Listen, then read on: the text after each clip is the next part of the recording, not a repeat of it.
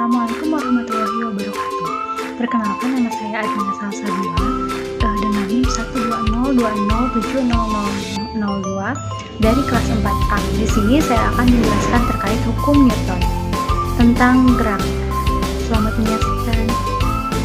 Halo teman-teman, bertemu lagi dengan saya pada pembelajaran fisika. Pada kali ini kita akan membahas terkait dengan hukum Newton. Ada yang tahu apa itu hukum Newton? Oke, mari kita lanjut pada penjelasan di kelas. Let's go!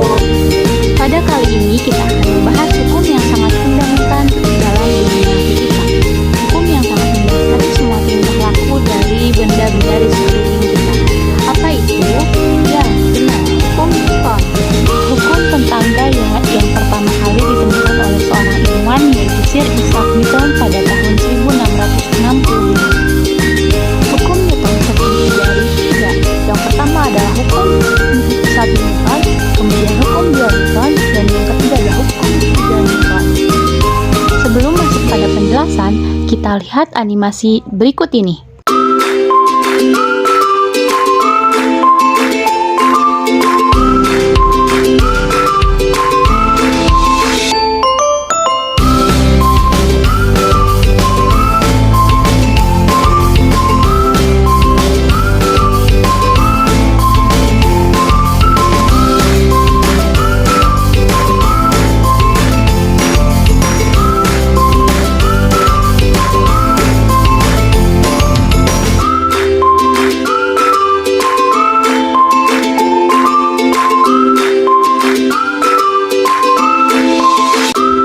Untuk menjawab ilustrasi tersebut, kita akan membahas terkait hukum 1 Newton. Hukum 1 Newton dikenal juga sebagai hukum kelembaban atau hukum inersia.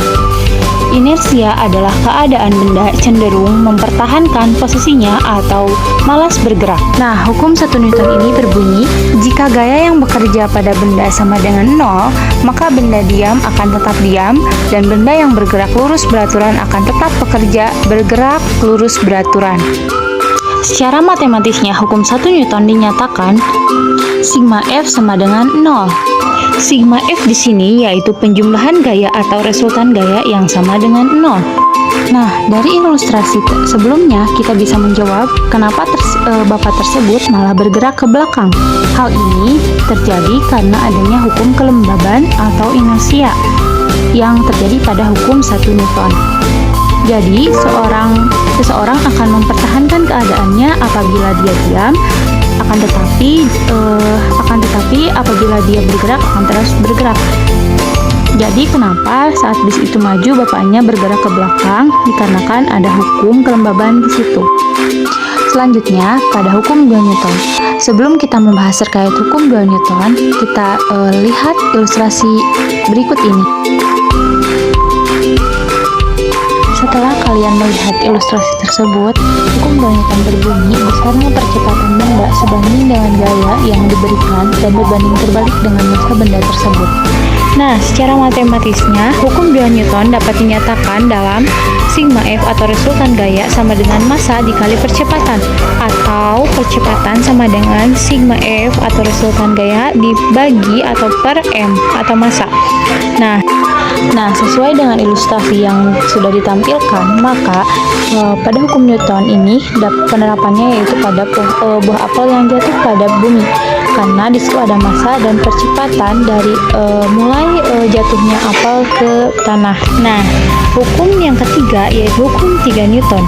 Hukum 3 Newton ini sering disebut dengan hukum karma, di mana bunyi hukum 3 Newton ini jika suatu benda memberikan gaya pada benda lain, maka benda yang dikenai gaya akan memberikan gaya yang besarnya sama dengan gaya yang diterima dari benda pertama, tetapi memiliki arah yang berbeda. Secara matematisnya, hukum 3 Newton dapat dinyatakan sebagai F aksi atau gaya aksi sama dengan min F reaksi.